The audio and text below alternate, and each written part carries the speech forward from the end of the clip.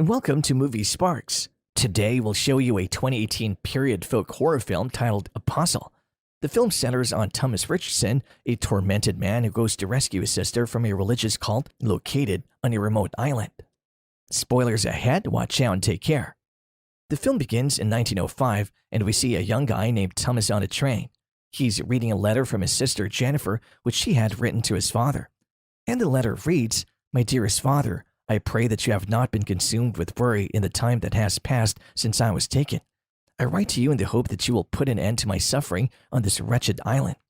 My captors inform me that if I am to survive, you must travel here alone with the means to purchase my freedom. That should a man of law be sent in your stead, it would seal my fate. Father, I grow weary. I fear our Lord no longer hears my prayer.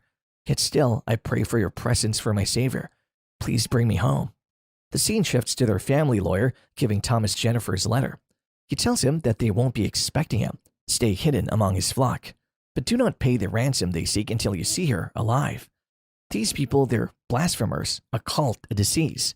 Be careful, be smart, bring her home. And he sets off to the Welsh island to rescue his sister. Later, Thomas arrives at the place where he had to go to the island by boat. And we see there are other people too going to the same destination. The person checking the ticket tells them all printed materials, corrupting images, ornaments, and decorations from the mainland are strictly forbidden. That's when Thomas notices that his ticket has a certain stamp. He cleverly exchanges his ticket with another traveler. Then the ticket checker puts a cross mark on the luggage of that person. The following morning, he reaches the island. Later at the harbor, he sees that the man with whom he had exchanged the ticket is surrounded by some guards. After some hiking, all the travelers reach Ariston Village. They're asked to line up for the physical checkup. After some verification, they then welcome them by giving them an empty bottle and bread. Later at his home, Thomas finds a book about Ericsson. The following morning, Thomas sees some guards taking that man inside a house.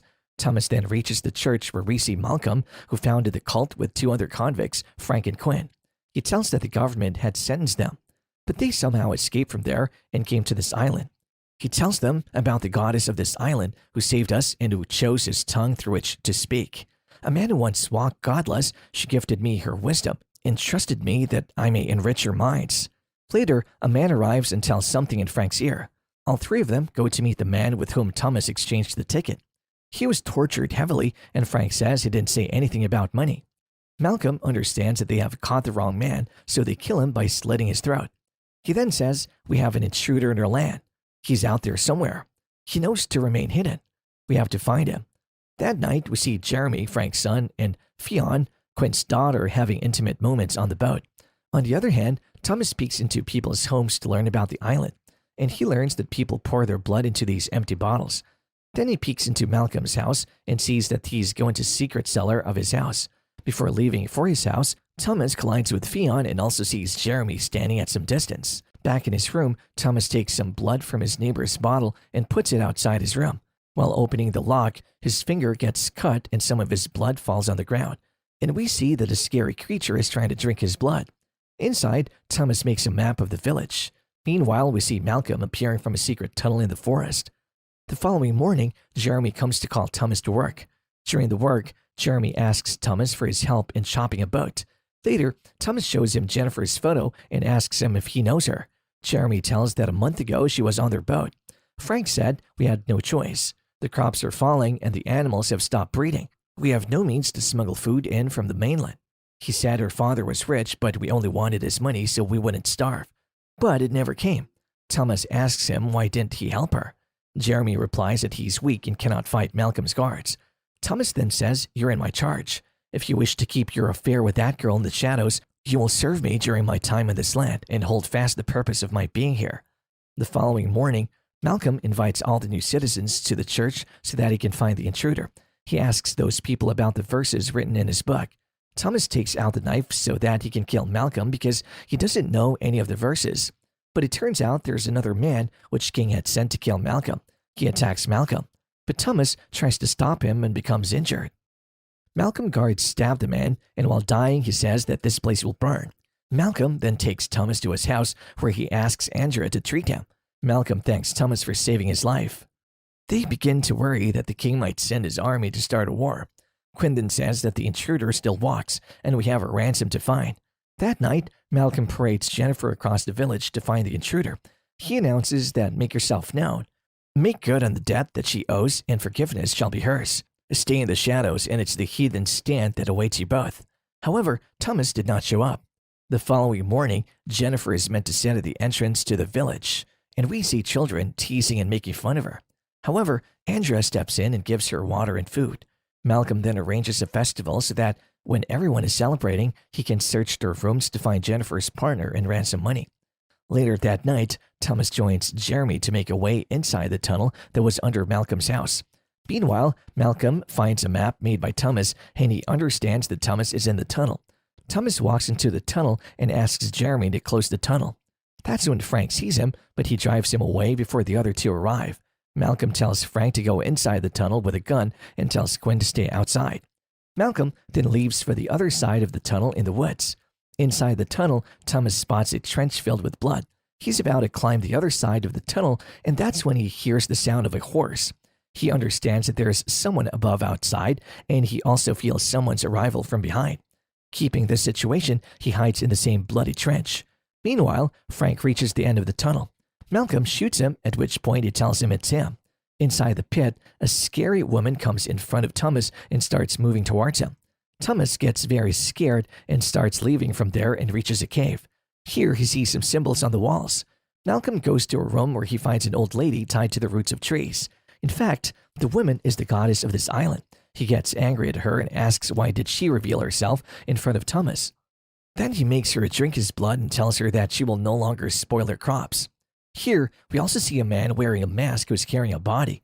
On the other hand, when Thomas regains consciousness, he sees Andrea there. She gives him clean clothes to wear. Andrea wants to help him, but he says that the daughter of the man who wants him dead. She replies maybe many things, Richard Richardson, but he's not a murderer. He wouldn't. Thomas then says, oh, he would, and he has. Beware of false prophets which come to you in sheep's clothing, but inwardly they're ravening wolves. He then tells her that his sister did not come here herself, but she has been kidnapped and brought.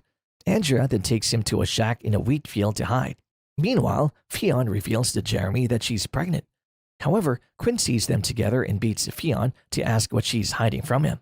Here, Frank is preparing to leave the island because he felt that living here is not good for Jeremy's future. Malcolm tries to stop him, but Frank says what he did is wrong. When Jeremy comes back there after some time, he's shocked to see the dead body of Fionn.